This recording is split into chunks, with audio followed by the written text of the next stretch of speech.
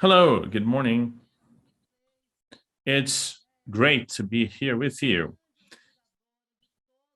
I'm a great admirer of what the FIS initiative does, and I'm really happy to participate with these great leaders in this panel. Now I'm here in a different role. I'll be the moderator of this panel with these great leaders, and we're going to discuss about the importance of a proactive counsel and a long-term strategy.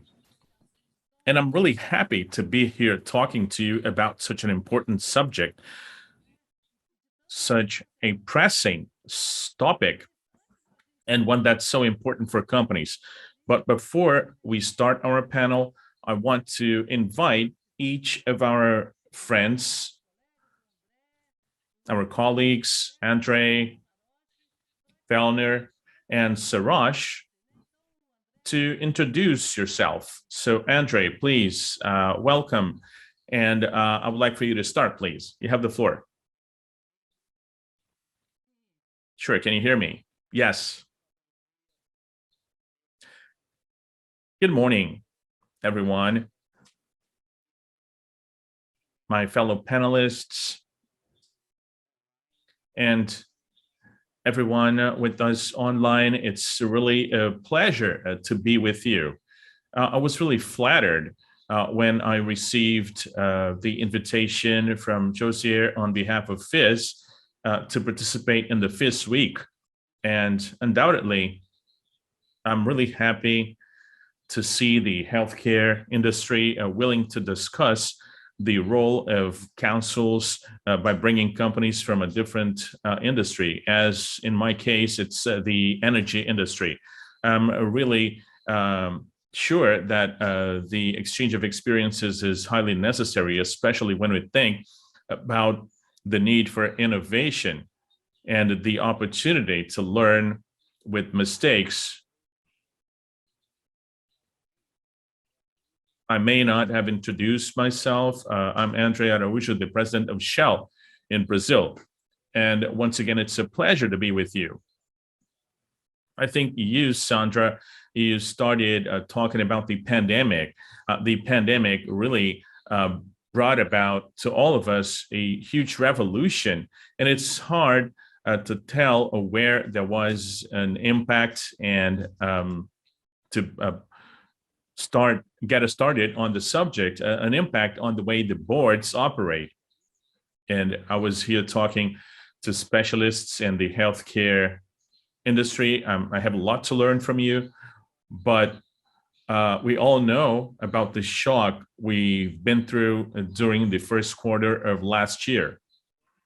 It's clearly a historical moment with a lot of unpredictability and complexity that's affected all of us, individuals, governments, societies, institutions, companies alike.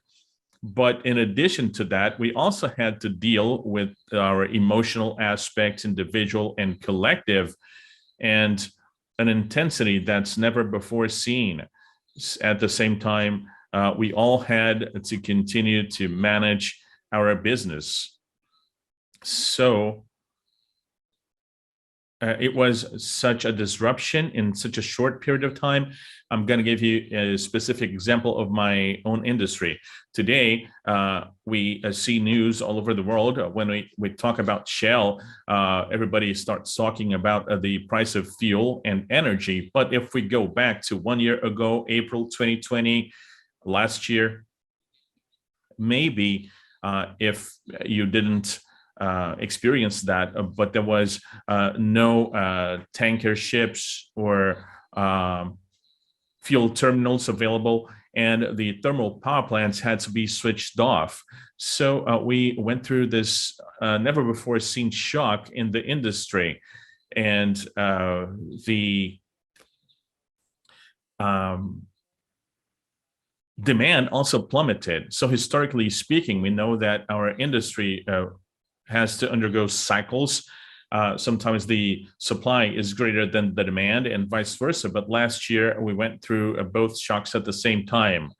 And here, I know that this is not maybe your specialty, but last year, April and May, there is an app where you can see tanker vessels all across the world, and they were all sitting on the coast, along the coast. If you usually see the maps, the ships are usually traveling their routes, but last year they were all standing still, because it was during that period that we had to act quickly when we had to work with negative prices to keep on selling our products.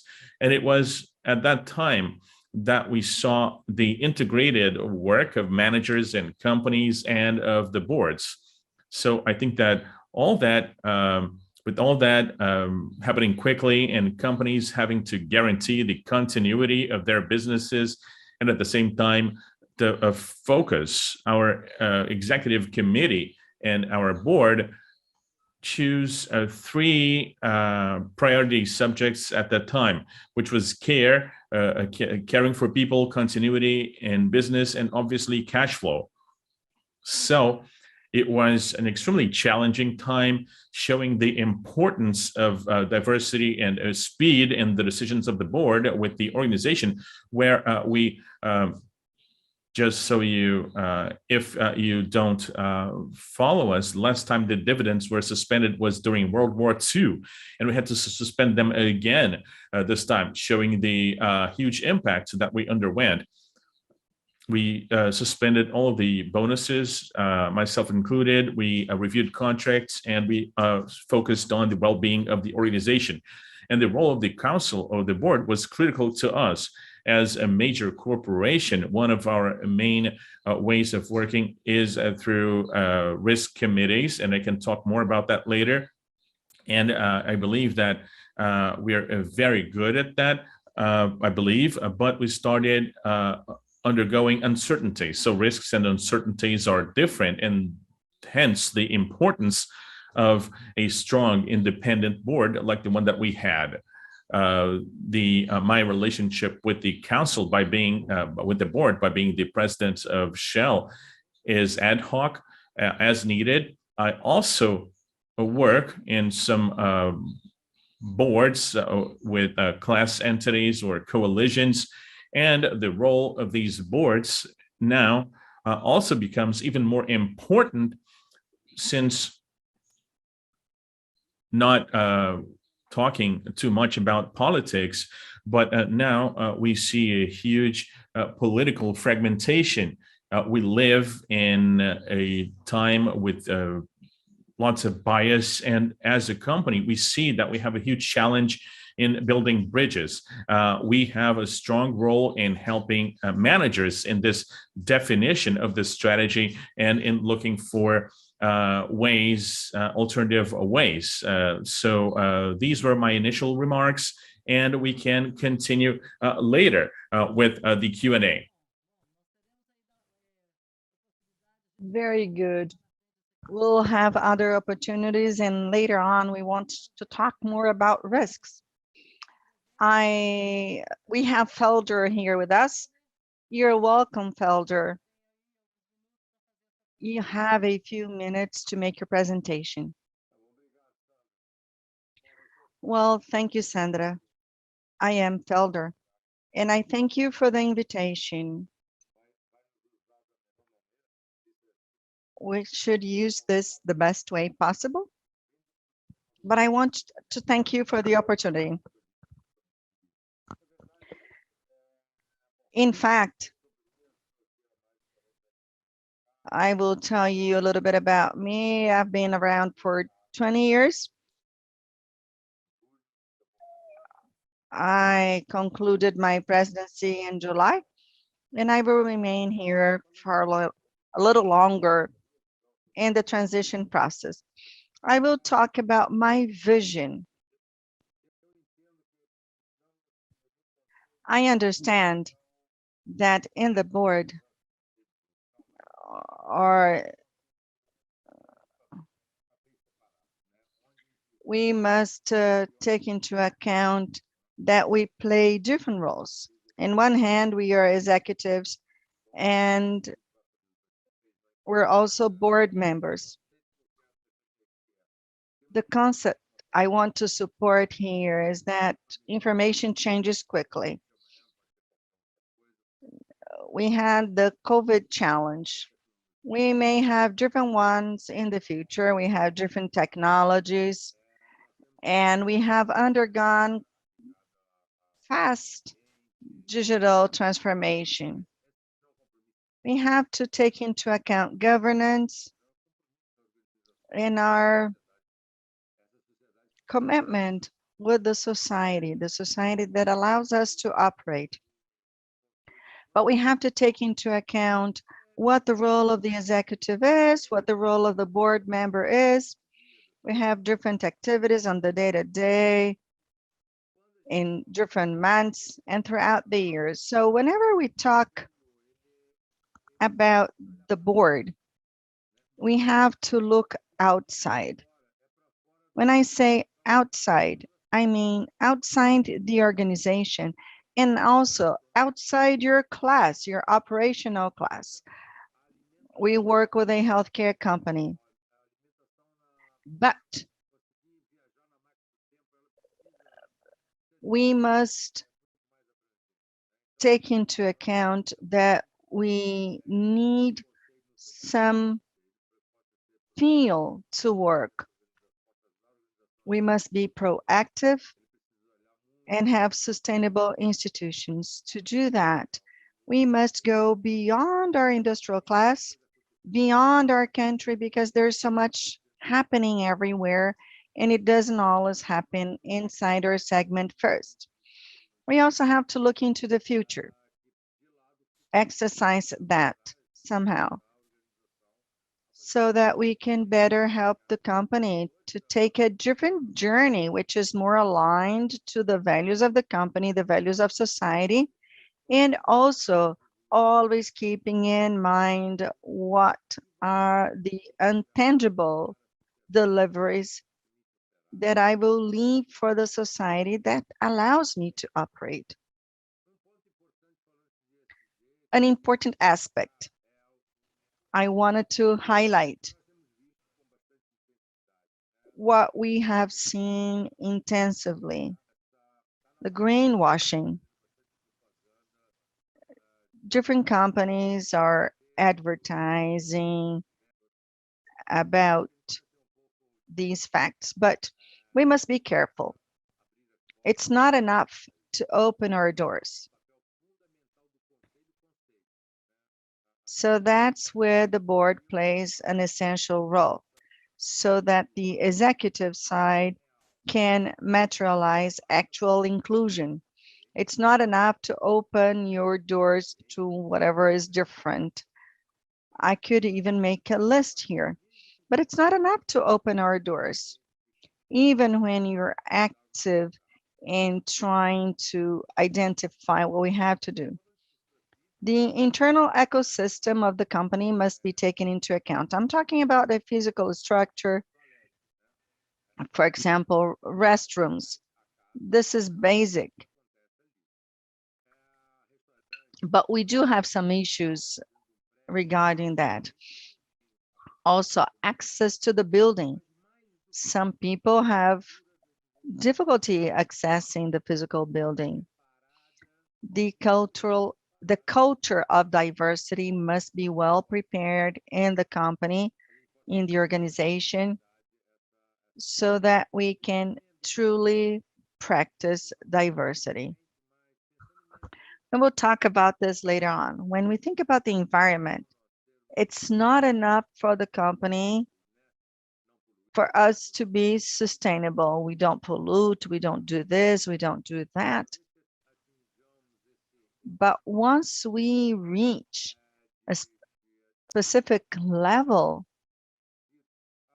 where we try to comply with all of the requirements, the next step is how can we improve The next step would be to engage our suppliers and help them. If we are successful with training programs, we can be more sustainable, environmentally speaking. And that's why the board is out there. Then the executive side will materialize everything. But these are the discussions we should bring to the table whenever we talk about ESG. We have been very proactive. I am proud of it in terms of innovations in healthcare and with technology transfer. We are pioneers in doing that. 2/3 of the vaccines that are used, and we have more than 20 vaccines manufactured in Brazil. We were GSK was the first one to have HIV drugs available, and that is done by means of innovation. The same thing is true for the respiratory diseases. We have a large portfolio with a lot of innovation. And in terms of the environment, I just wanted to highlight a few aspects. Today, we have a reforestation area with 70,000 square meters in an area which is neighboring a protected area, the Pedra Branca area, and over 90% of the cases include women, and the employees include women from different nationalities. So we have this board that looks forward, and we have been able to achieve these goals in terms of technology transfer. We concluded a few activities some time ago. We have Hospital Albert Einstein with different research areas trying to collect data on what happens with asthma in Brazil. We also participate in basic research, and an interesting fact is that I will conclude the first part of my presentation talking about a few issues. First of all, we all had to consider the continuation of our activities, even if we do so remotely. We have a plan for the board. In December, we went home. We carried out a simulation, a drill, and it actually worked out fine. So contributing with the society, protecting our health, enabling the business to go on. And this is what we've done. We had a very proactive board. We went through a shock initially with people leaving at home and with all of the challenges, but this is a new paradigm. Technology speaking, we're there, and thanks to this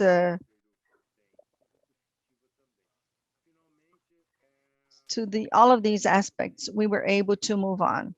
We did well as a business. We started growing again, but we had a lot of logistic challenges, of course, but we're doing well. The best of it was that we were able to reduce 75% of the burnout risk throughout this period. And this was thanks to programs that we dedicated ourselves. to solving and once again having proactiveness into account, this is exactly what we mean. It's almost as if we had already reached the future. Thank you very much, Sandra. Well, that's very good. I totally agree with what you said, and this is what we want to discuss.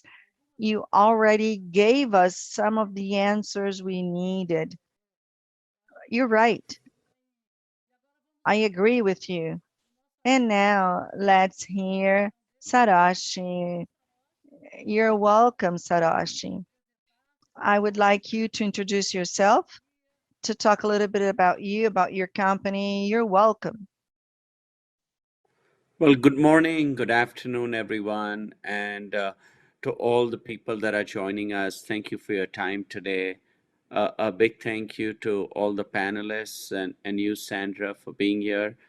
Uh, just like one of my panelists said, it's truly an honor to be here with all of you, and I really, really appreciate it. Times today after COVID are very different than what they were pre-COVID.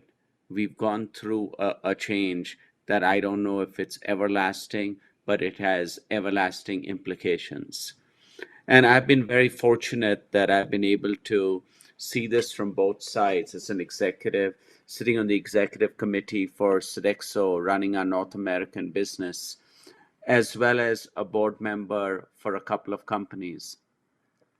At Sodexo, we provide services to consumers from in all different spaces, from the time someone is born, from the cradle, to the time someone passes away, to the grave, because we run services like nursing homes for seniors, home care, but at the same time we work in hospitals, schools, government agencies, universities, corporate businesses, sports and leisure activities, our benefits and rewards business.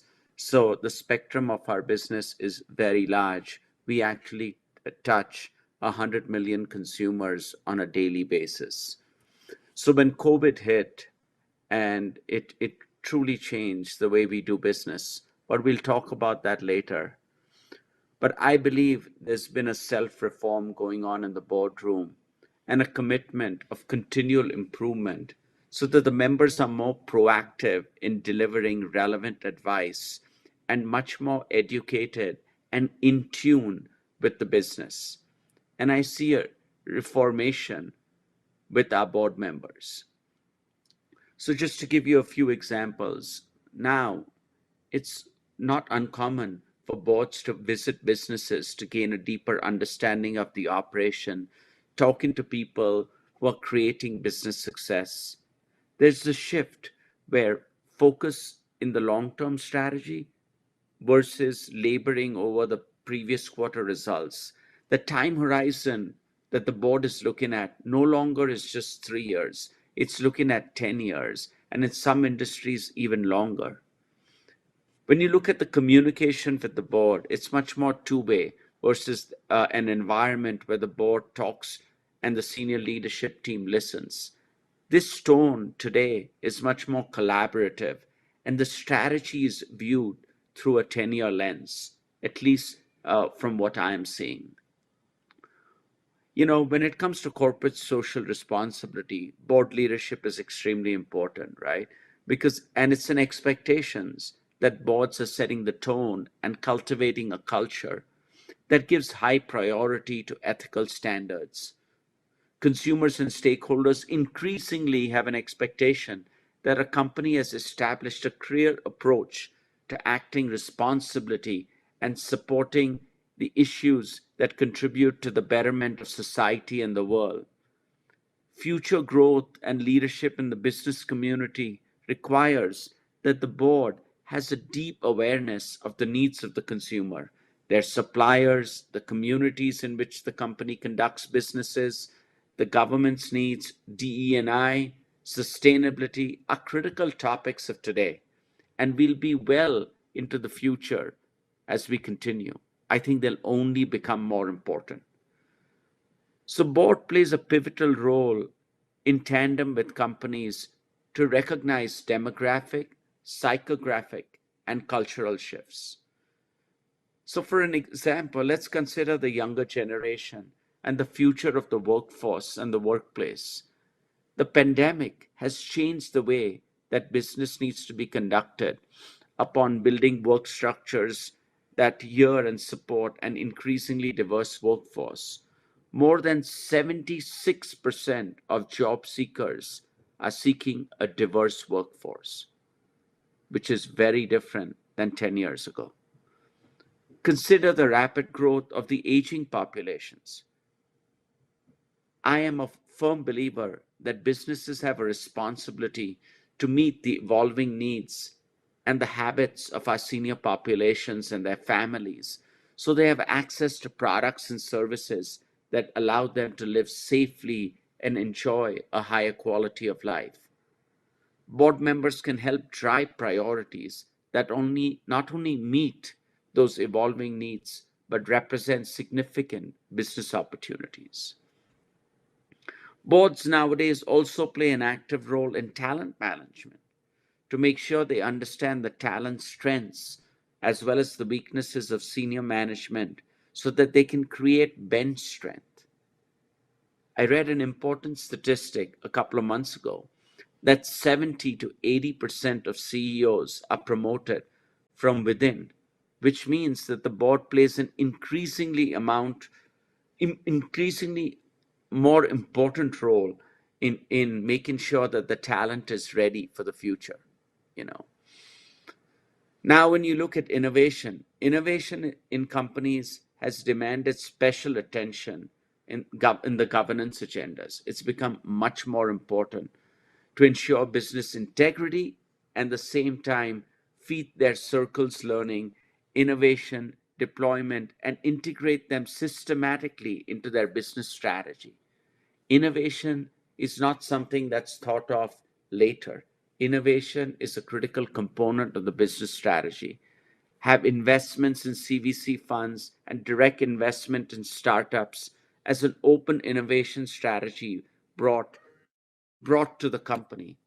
As Sodexo, to give you an example, we have a venture called the Sodexo Venture Fund, where we fund startups to be able to learn from them, to collaborate them, to be able to also give back and help mentor them. And then we use some of the technologies that come out of these startups so that we can be front and ahead of the competition. I actually spent time mentoring the founders of some of these startups.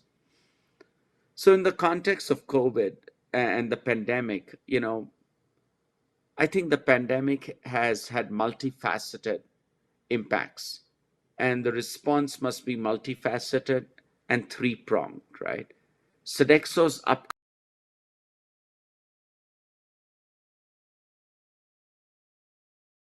the social injustice, the COVID-19, and climate change. And later, we'll talk much more about that.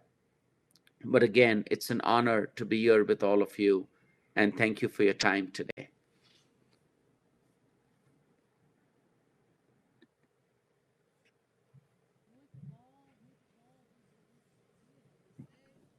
It was really good to hear what you had to say. I have a few remarks I'd like to make now. Well, you have already answered different things. What we have seen actually in these times of increasing globalization, we've already seen the effects of the pandemic. Quick technological development, changes in the environment that take place so quickly and destroy companies or even whole sectors. Surviving in this context requires understanding what is going on and especially adapting to the initiatives, especially strategic initiatives. We can see how executives are constantly challenged to deliver value, especially financial value in the short term, and their incentives are related to these outcomes. We see that they are at risk because when they dive into the day-to-day, they will not dedicate enough to think about the long term. So it's important to think about innovation strategies, sustainability, because we all said a lot about innovation in companies, and that's very important and has demanded special attention, especially the boards, the governance agencies, so that we can guarantee this business integrity. And at the same time, we also feed these cycles of learning, innovation, throughout the company's strategy. So I wanted to hear about your opinion, the three of you. I want to know about these investments in CVC funds, startups, as a strategy of open innovation that we talk so much in our boards. Has this led to new dilemma? I wanted to hear about this, and especially what the challenges are for each and every one of you, Andre, and then Felder and Sarochi. I would like you to tell us a little bit about this. Well, thank you very much. I will start. This is such a routine theme for a company like ours. I will talk a little bit about innovation, but first of all, I wanted to mention the fact that we need to innovate in the way we relate to one another. I will talk a little bit about research and development, startups and new technologies. There's a very strong element in innovation in behaviors as well. So if I can give you an example of something that's very close, we're all involved with going back to our offices at different points in time, but we also talk a lot about the future of our work. The board really plays an important role in contributing for the organization so that the companies will not go back to that moment or to what we were going through before the pandemic. We cannot miss the opportunity brought about by the pandemic. Of course, we had some negative aspects as well. There was a huge shock or a huge change in the way the employees relate to one another and the way the companies establish their partnerships. And of course,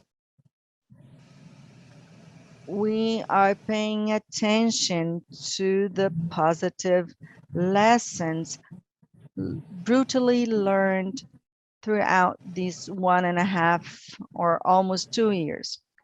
In terms of innovation, this is in the roots of our company. Shell has a tradition of investing in survival. We want to be ahead in the areas where we have been performing. We invest about $1 billion per year in research, development, and innovation. This did not change during the pandemic, despite all of the cuts we had in 2020, and I talked about this in the opening. Technology or applied technology in partnership with other operators and suppliers has really been extremely critical for us to be able to move on with our activities, and above all, to have more efficient operation. And of course, more than ever, we are pursuing a decrease of our carbon footprint. This is part of our strategy, and I would like to correlate this more specifically to Brazil. Shell made a joint decision in the beginning of the pandemic. Today, we are trying to have 30% of local investments, and now I'm talking about Brazil. We're looking at new energy sources as a possibility, and this is something new for us. We are trying to deal with other types of partners. We work very closely with about 20 universities in our country. And indirectly, we have almost 1,000 investigators working together in projects that we're developing in our country. And we will invest in the next 5 years here in Brazil. We have 1.4 billion being developed in research and development. And Sandra, going to a more specific aspect of your question, we do not work locally with the corporate venture capital funds, but we have invested in entrepreneurship, working with startups. And one of the main gains we've had is that we can accelerate our projects and have also learned a lot so that we can change the way we work inside the organization. Our company is large. We have a very strong corporate segment, and the world today needs a lot of things. Among them, we need to reduce the complexity. We must be able to make quick decisions. And with all of these partnerships, we had results that we obtained with the support of the group's board is to focus on how we can change the way we work. If we look ahead, we will probably have a different organizational profile.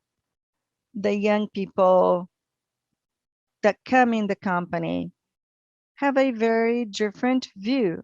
Everybody wants to be a stakeholder in the projects they participate in.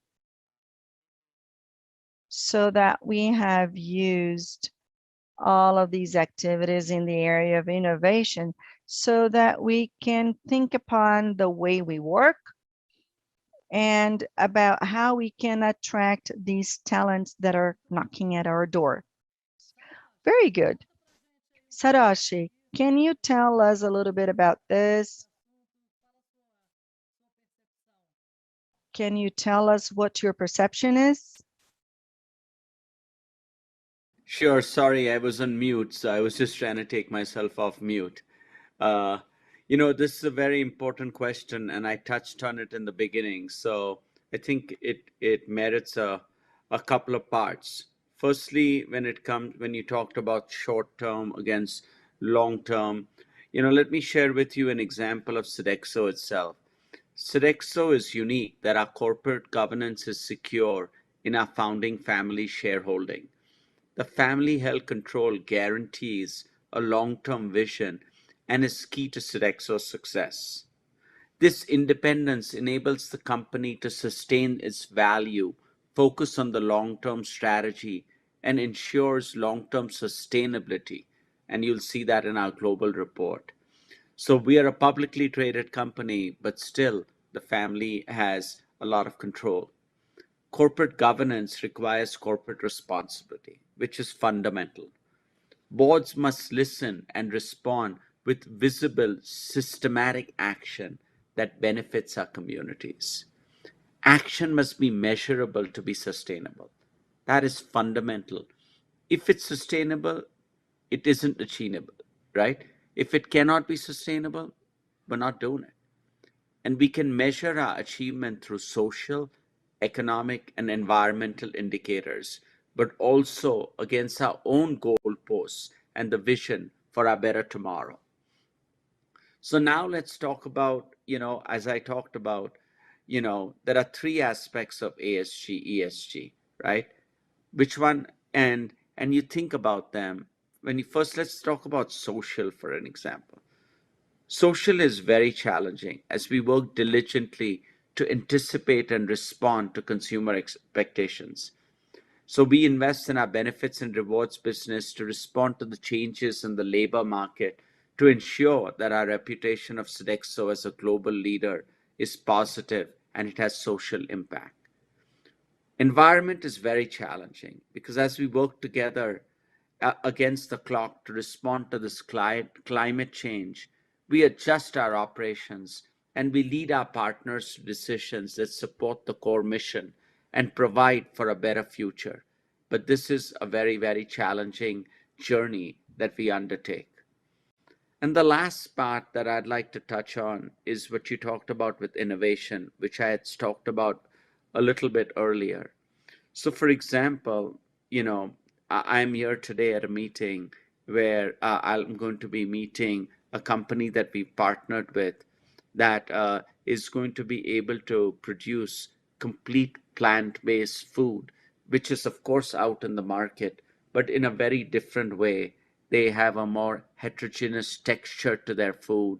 It's not going to be frozen. It's going to be actually made by robots, and it's going to be able to be made to order. So think about a consumer. A consumer can go up and say, I'd like to have a burger, but I'd like to have, higher fat or lower fat or higher protein content. And through this innovation, we'll be able to deliver this to our consumers. So what we're looking for, like one of my panelists said, is to be leading edge. We spend a lot of time and a lot of budget on innovation because that's the only way we can be a step ahead. And that's the only way we can deliver on what the expectations of today's consumers are. And the expectations of today's consumers are very varied because we have so many generations in the workforce. And, we deal more than just the workforce. Our consumers are, as I had said earlier, are everything from an infant to a senior. So I hope that answers your question, and I'm happy to talk about it more. Thank you.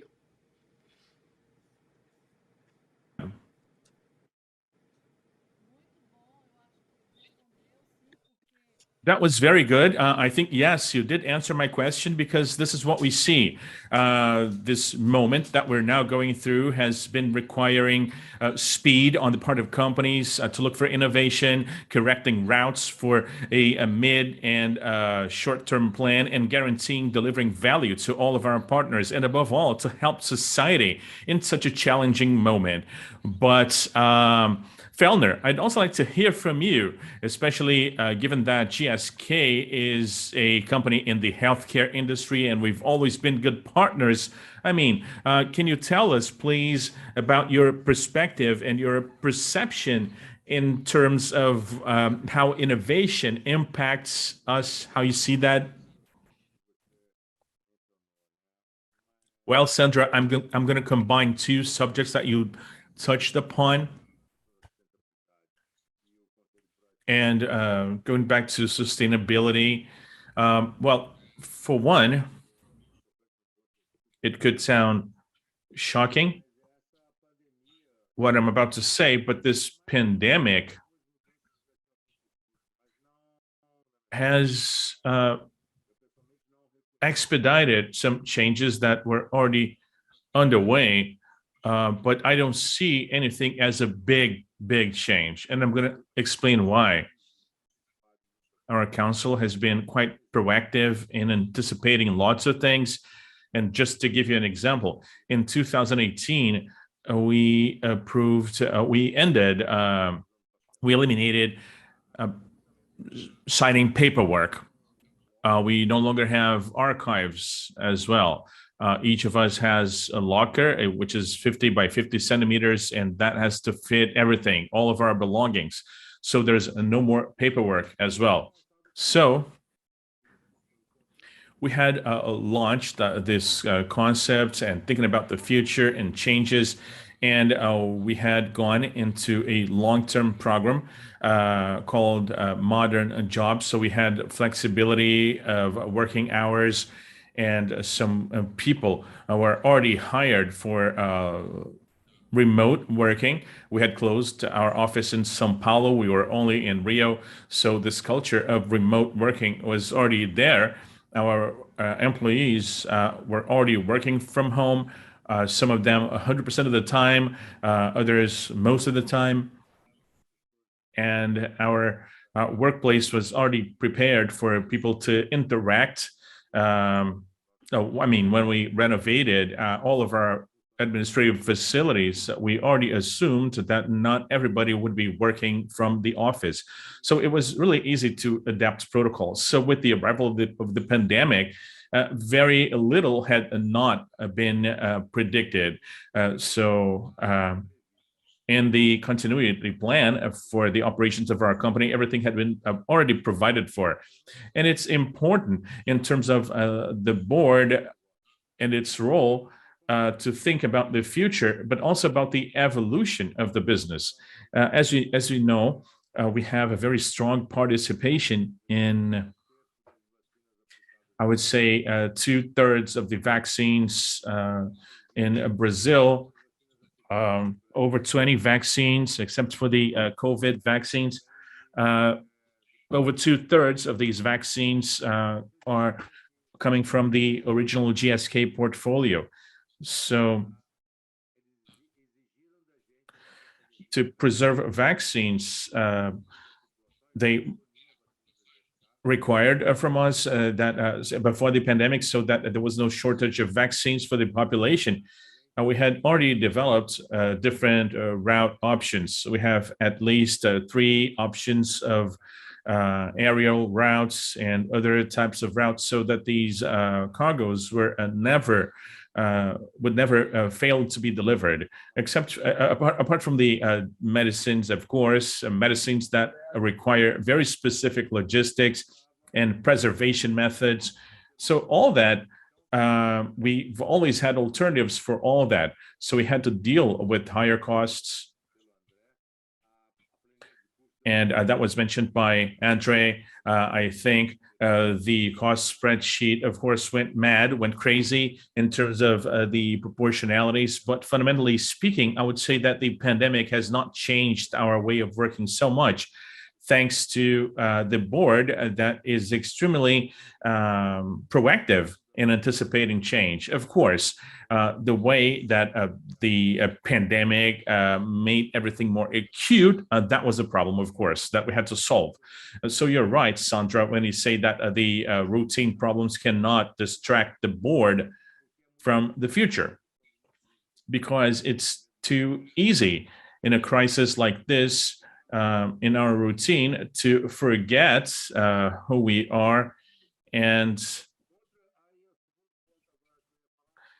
the second aspect that I would mention about innovation is that in 2018, we launched the program to attract startups from all over the world.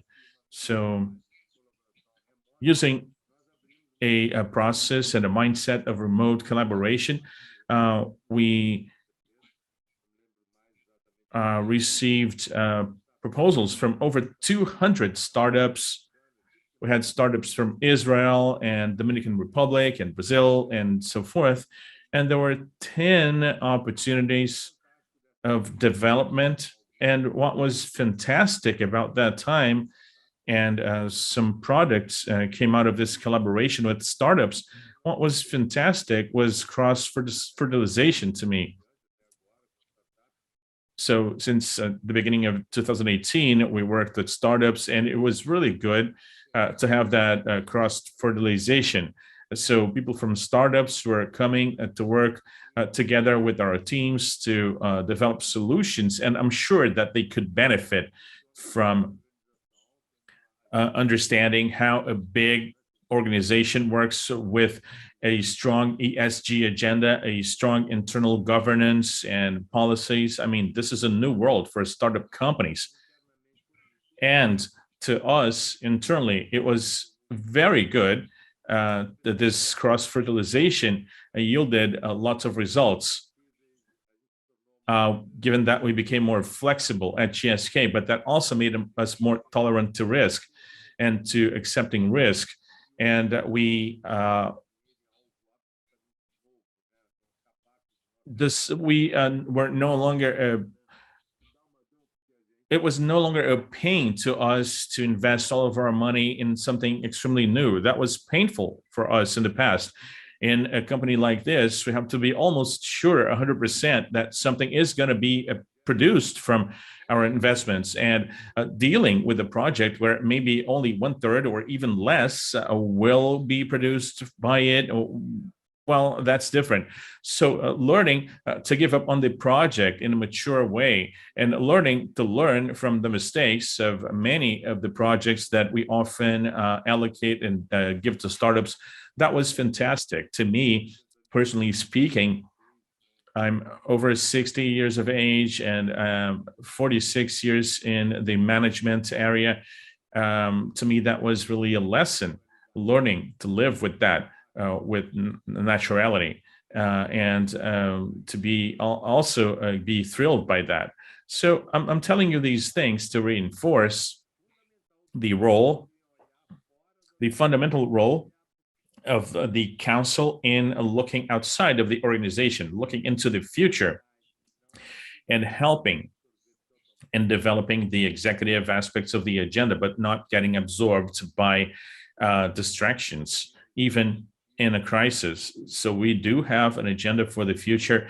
Even during the crisis, we would discuss the future, going to a time machine, so to speak, to think and rethink the future. Of course, the future is now going to be a bit different from what we imagined, but not fundamentally different. We have to continue to dedicate ourselves to healthcare. That's true. That's true, Fellner. Well, I see that our time is almost up, but I just have one more thing to say. And still on the pandemic, during the pandemic, humanistic leaders highlighted positively, were stood out more positively versus those that only looked at the pandemic.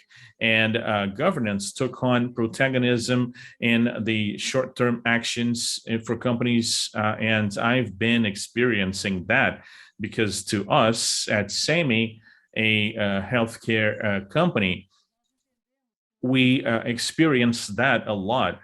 We know that we must take care of people as a whole, and their health. So all of the boards were invited to contribute in increasing the physical, mental, and emotional health of people. And the council was invited to collaborate and support these decisions. So generally speaking, Andre and Sarash, how has this subject how is it being approached in your reality? And I'd like to hear your brief comments, please. Well, I'll start, and I agree with what was said, and it's impressive to see that the capacity to adapt of human beings is very strong. We can go back to, of course, we could go back to what we had in the beginning of the pandemic, but I believe that a lot has changed. I think that companies like ours that are having this good relationship with employees and partners, we were ready. And the next day after the pandemic hit us, we were working virtually in a very natural manner. Maybe the biggest challenge was that, well, I think that everybody expected that we would be going back to the office in 2 weeks. We were not expecting all this time. And of course, this creates the stress and concern. And what we tried to do was that we involved specific groups in the company, involving a different number of employees. And we were very open in telling them that there were things that we couldn't answer. We brought many people from abroad, from outside the company, I'm sorry. And obviously our biggest focus was mental health. There was a lot of stress again, and in isolation, we were able to deal with everything. But when we think about a collective scenario, and you have a worker with 2 kids, and they really want to go back to the office because otherwise they're going to throw somebody out the window because they're confined. If that is true, on the one hand. On the other, there's a group of people that got really well adapted. So we developed this program called We Care, where we wanted for workers to participate. And I think that we were able to live through the pandemic very well, showing one of our main values, respect for people, without, of course, giving up on financial results. Everything was done in an integrated way through this period. And that's it. Thank you. Thank you. That was very good. And Suraj, could you please share with us a bit of your vision, please, your perception?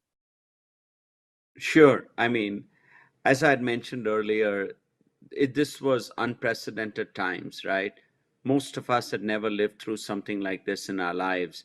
And the uncertainty of when this would be over, it was caused a lot of stress. And as my colleague said, mental illness was something that we have to grapple with. We have over 400,000 employees across the globe, around 150,000 employees in the US alone.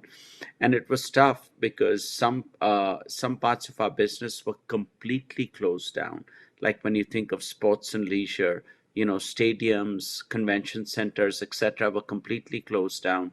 Universities were completely closed down for a long time before they went virtual. So that means we had to adjust as to how we were to manage the labor force. And there was also a divide that we had to manage, which was very hard for us. We had people still working there on the front line. And so for us, their safety was paramount. Nothing was more important than their safety. And then we had people that were working from their homes. And there you deal with no interaction with their colleagues. They're stuck, they're isolated.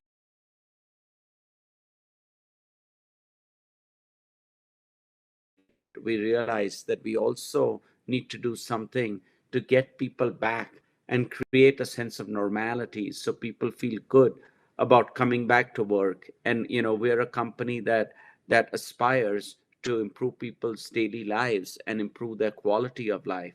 And we need to role model it. So we went ahead and had a campaign called Rise with Sodexo.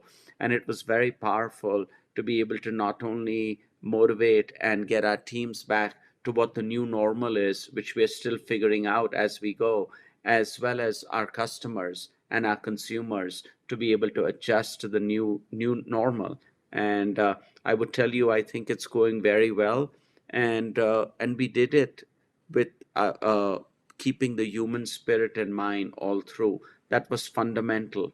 But like my colleague said, we didn't lose fact of the point that we are a publicly traded company. And just as much as we have responsible to our employees, we also are responsible to our other stakeholders, like our shareholders. And we needed to take that into consideration. But it was all about making sure that we had that right balance. So our people felt supported and our consumers felt that we were there for them during such a tough time. So thank you.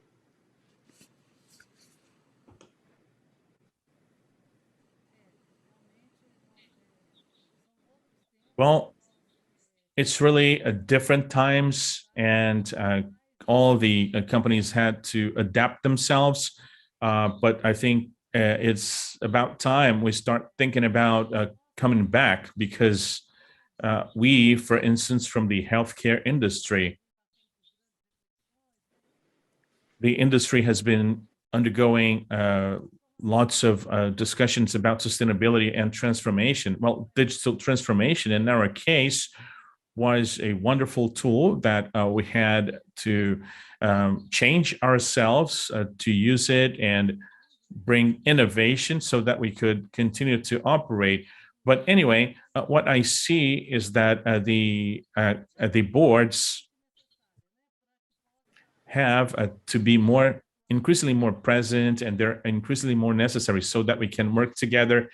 And I think that today with you, we had a very rich experience. It was a great opportunity for us to listen to your ideas and listen to what you've been doing in your companies. And I think that even with Shell and GSK and industries, different industries. This was an extremely rich exchange of information. Thank you for taking time off your agenda to share your experience. I believe we ran out of time, but I would also like to give you a few more minutes just so you can say your goodbyes, Andre, Fellner, and Siraj. But thank you. Thank you for your participation. It was really, really fruitful. Thank you for sharing your experience with us.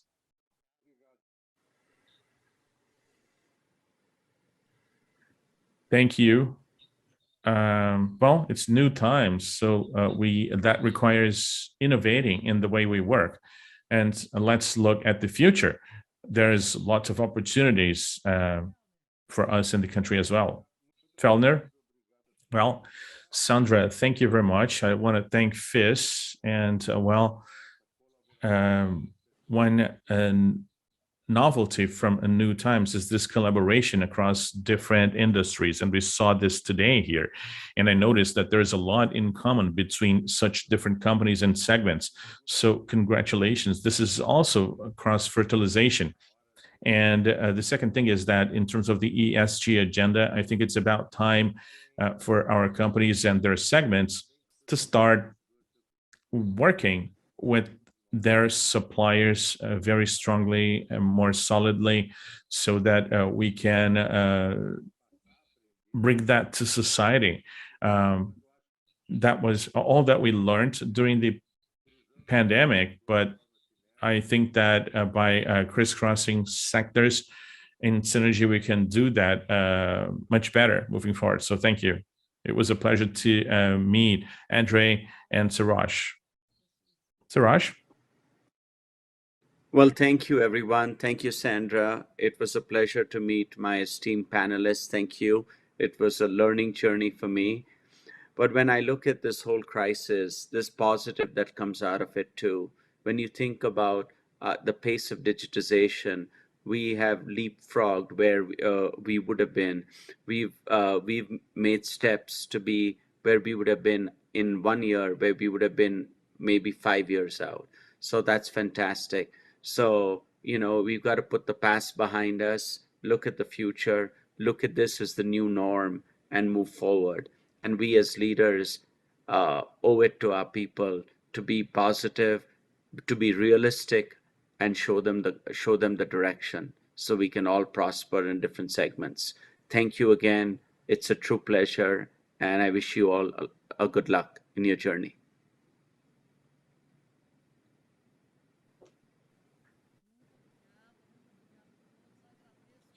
Thank you so much. And once again, thank you for your participation. It was extremely fruitful to be with you. And I also want to thank FIS for allowing us to exchange such great experiences.